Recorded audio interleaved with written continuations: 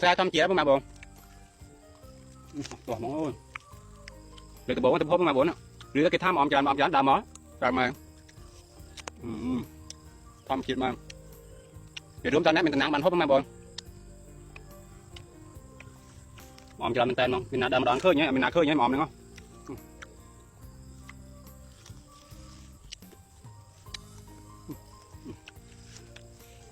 khăn lắm con nó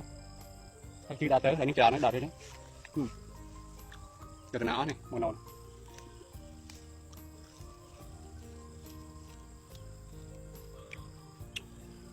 làm canh ngon đó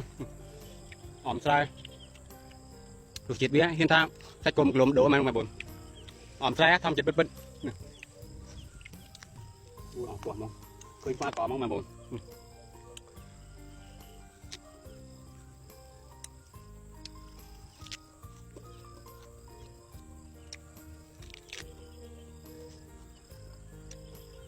em chém mà buồn thôi tặng cái gì là thông mang ra cái phục bằng lên ỏm em